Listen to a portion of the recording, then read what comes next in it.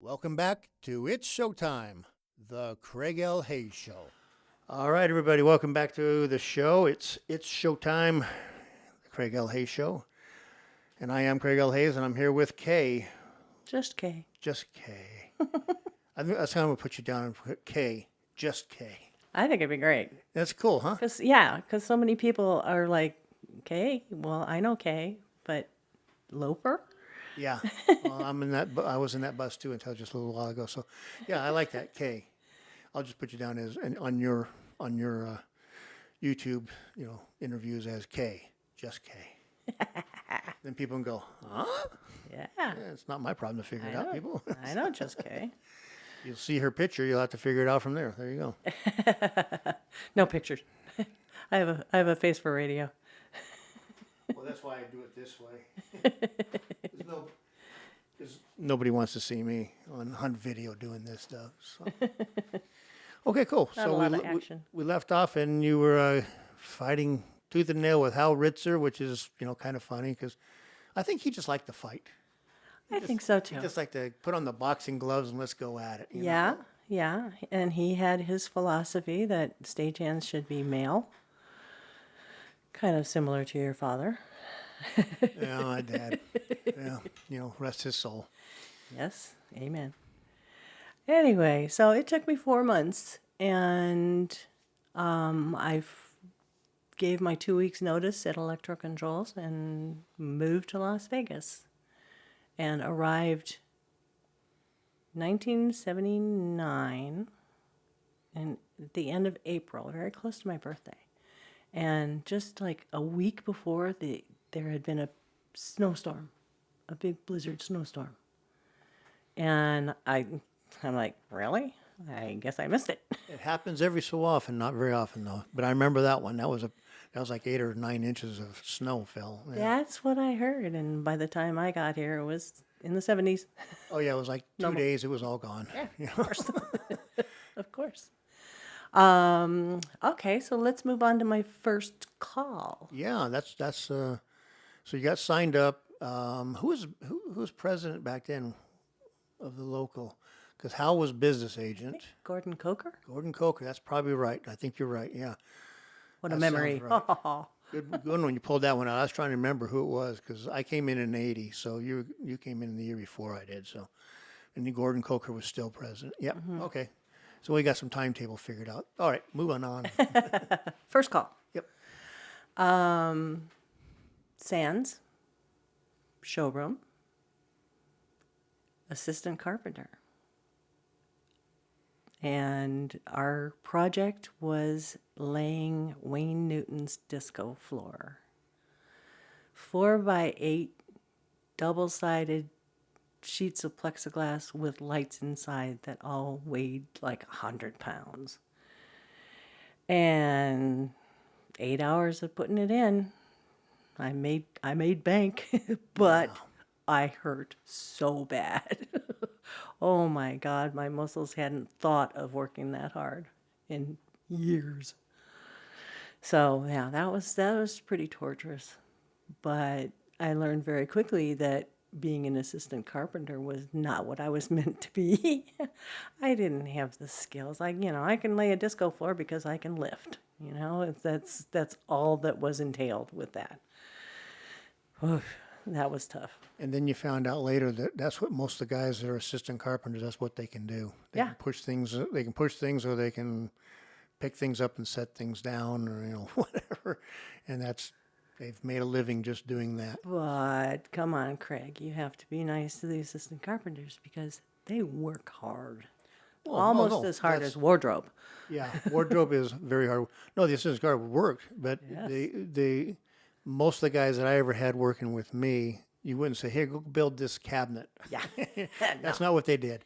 No. They were great if you said, "I got some physical work to do, and we're gonna do some serious work and lifting and stuff." Yeah. They were great. It was all good. Yeah.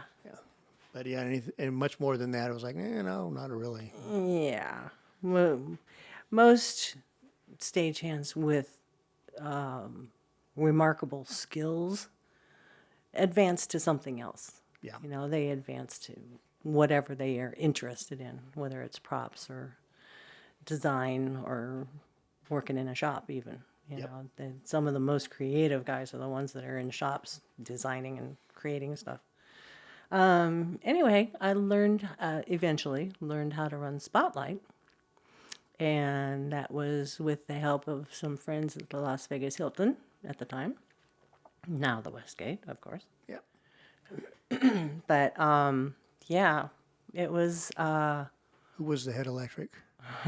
Was it junior, senior? George Gibbs Sr. Okay. And center spot was either my second husband, Greg Enneper, or George Gibbs Jr. So I was in a select crowd of highly skilled spot ops, because if you weren't good, you were screamed at. See, I'm going to give you a reference. Everybody go back and listen to Donna Silva. She'll tell you the exact same thing because she ran spot there also. Yes. I thought my first name was Now Damn It.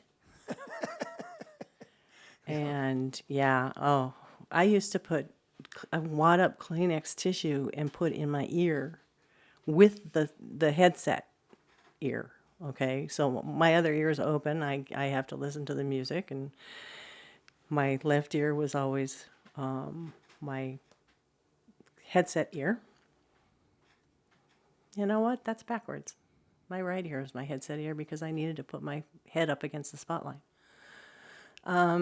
Anyway, yeah, you got screamed at if you didn't do it right. So I learned fast. Yep. My first solo, and it was only part of the show, I did Joan Rivers. And my second one included Doug Henning doing Magic. And after a 36-hour show change, we're in rehearsal, and I find out I have to black out with him downstage and pick him up in a head spot all the way upstage on top of a platform in the dark. I was panicking. I thought for sure I was going to blow the cue and mess up the magic trick and get fired and everything else. But I did it. Yay. Yeah, that was Magic is unforgiving. very unforgiving. You And hit it on the money every time where you just gave the whole trick away. yeah, absolutely. So made it through that. My most traumatic one was Liberace, Awesome. who's the simplest show. Once he sits down at the piano, you walk away from your spotlight. You lock it down and walk away.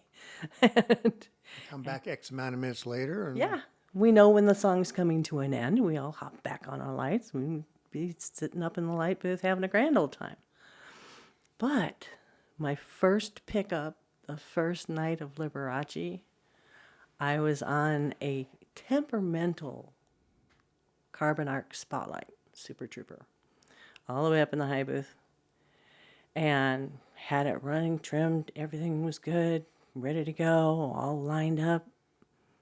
And I opened my dowser and no light. And I see George Gibbs Sr. sitting at the lighting board, turn around, stare at me. Why is your light off? I went, what? I had not spun the motor to feed the carbons together. It was temperamental, and all I had to do was spin the motor, and it came back. But my first pickup was a little late. yeah, just a little late. But it was yeah, I didn't even know that was a possibility. You know, I was not a spotlight mechanic. I only knew how to do my thing, and one of the other guys came across and spun my motor for me. So that was a less than stellar start for my career with Liberace. He was such a sweet man. He was so good to us, and he would talk to the spots, and he would talk to the projectionist, and you know that give and take was always always made me feel pretty special because, we are the unseen, unsung heroes. Yeah, Not really heroes, but we make it happen. that's right. So it was a little difficult start on that one. If we do our jobs right, they really don't notice it. But if we do it wrong, they notice it us really quick. So For sure. Well, that was one of the things that my college designer, Paul Wansek, said to us was the best review you could get for lighting is no mention at all. yeah, There you go. Okay, I get it. I'm fine with that. yeah. That just means everything went good. There was nothing that jumped out and made you look at the room and go, why did that light go on over there? Exactly. So that means you had a good show. Oh, but you know what? The bad side of that is now, after all these years of being so meticulous, if I'm watching a show on TV with spotlights, they suck. So often you see people walking out of the spotlight or the spotlight dipping down over their forehead. It's like, no, you can't do that. And I thought that venue, one was Madison Square Garden, had a spotlight that would dip down and on a singer singing a ballad. I'm like, That's not paying attention. It's just sitting there. No, you notice those things, especially all around the country, because you figure, if you're running spot on, you see these concerts, like you're talking concerts, or you see comedians, same thing. I've watched people, comedians, walk out of their light. I can't even tell you how many times on these, comedy specials and stuff. It's just wow. I have a story about that too. When I was working under the entertainment director by the name of John Hayes, your daddy. Oh, okay. Was this at the Sahara? This was at the Sahara and the Copa Room. And we were doing Buddy Hackett. And I'd been working there probably a month or so. So I kind of proved myself, that I was capable. And when we did a comedian, we did one spot at a time. And so one spot would run part of the show, and then the other spotlight would be trimming the carbons, and then they would take the rest of the show, or every once in a while we'd do both, but not often. So I'm there solo, Buddy Hackett. And Buddy Hackett liked to stand on the stage with a mic stand, microphone in his hand, elbow up on the mic stand. And just sitting there talking. So at that time, I was smoking in the light booth. So I leaned down to get my pack of cigarettes and light one up. And I looked back up, and he walked completely out of my light. And I saw it, and I went, whoop, and got my spotlight back on him. It got a laugh from the audience. And I think that's the only thing that saved me. But what he said was, you want to see that guy tomorrow? He'll be at Caesars.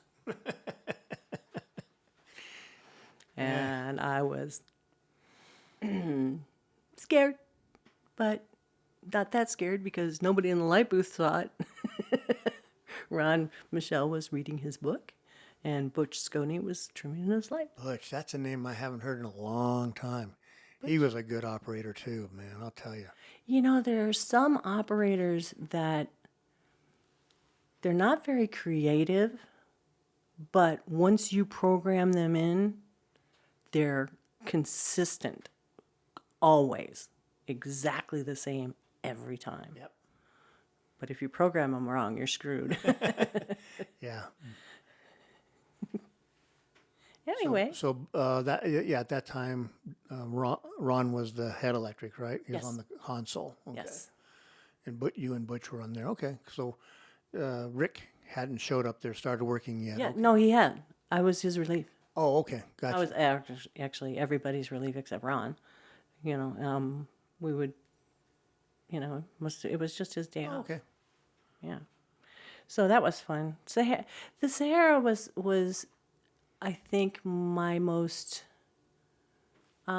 comfortable place to work, mainly because of Ron Michelle. He always kind to me, always my defender, and you know, I had the same tasks and opportunities as the guys did.